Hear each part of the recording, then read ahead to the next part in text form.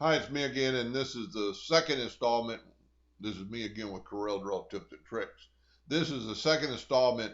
I'm going to make a base for this project I'm helping this lady with. It's To me, this is really simple. I didn't know what size base she wanted, but I made one. The thing is only 5 inches tall and 2.25 inches wide. So I made my base 3 inches by 2 inches.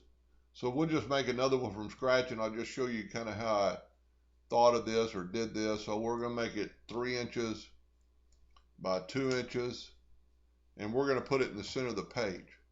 Now, she told me the wood is 6 millimeters, and converted, it's about 1/4 inch. So I'm just going to go with 1/4 inch. So I'm going to make two slots, 0.25 by 0.5. I'm going to make them a 1/2 inch long. Now this is where it's kind of fun, and it doesn't really matter where you do it, but let's put that in the center of the page for right now, and let's use our control button and kind of move it over. We'll put our object in there just so we'll know we're not going to get past it. And I'm going to show you what I'm going to do. Then I'm going to control D to make a duplicate of it. I'm going to hold down my control button, and this doesn't matter where you put this as long as you're inside these two lines, and I'm doing this real fast. As long as you're inside those two lines, it'll work. So now let's just get our top out of the way.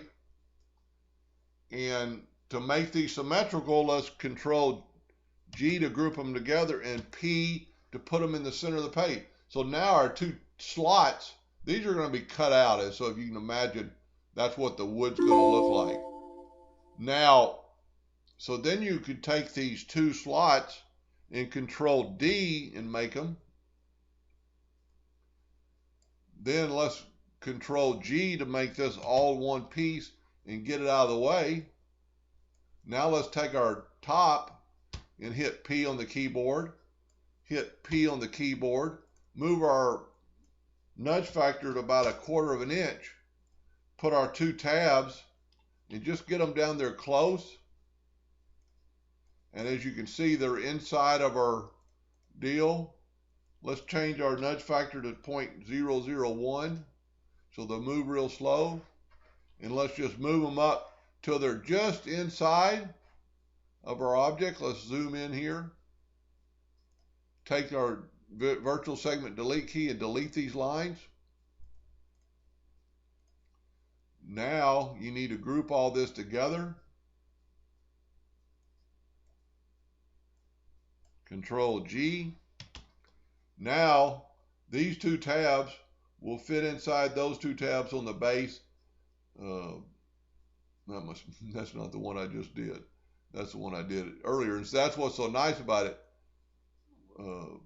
No matter where you put them, they're going to fit. And they're going to be dead on as far as the center and left and right.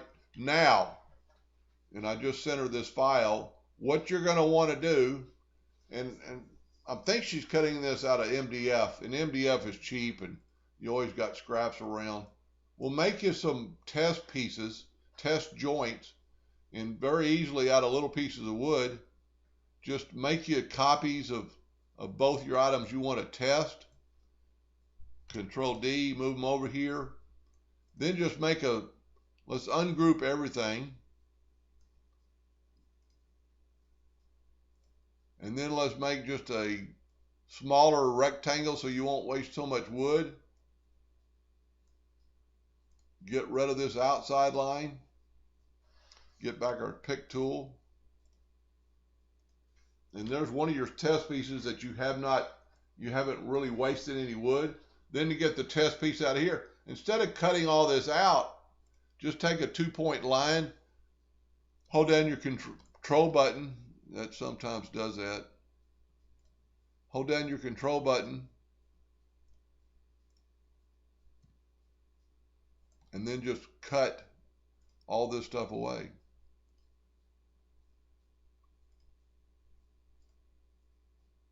And since it's ungrouped, you should be able to grab this. Now see, it's all kind of still grouped together.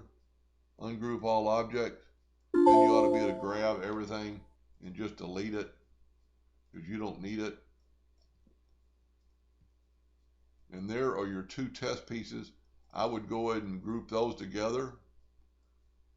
And there you go. So in very little amount of wood, a piece that's over 2.5 inches long and an inch and a quarter wide, you can test your joint. Now, if it's too tight or too loose, you can just adjust them.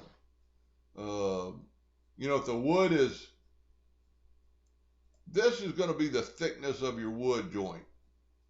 So if it fits this way and it doesn't fit this way, sand it off a little bit. You're going to need to sand it anyway, and that's another thing to consider.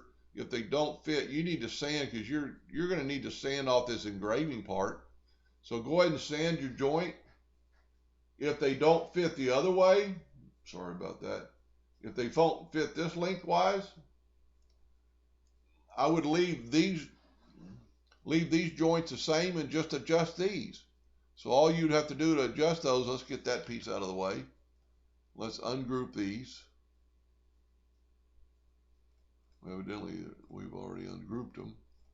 So now you need to ungroup both these, because you want to leave those the same. But if you will click on it and it's 1/2 inch long and it's not tight enough or it's too tight, change it to 0.49 and it'll shrink it in a little bit. And what's nice about it, it's going to shrink it in an exact spot. It's not going to move it left or right. It's going to shrink it in from the center. So 0.49, and your joints will still fit, and your tabs will still fit. And now it's going to be a little bit tighter. If it's too loose, make it 0.51. Just go up the scale a little bit. And to show you that that's not very much difference, let's see where the center of the page is. We're going to put both these joints in the center of the page. One of them is 0.49, one of them is 0.51. So the other one was right in the middle. So that's very easily corrected. But if it's too tight or too loose this way, just do the exact same thing going to the thickness of the wood. Anyway, hope that helped a little bit, and thank you for watching.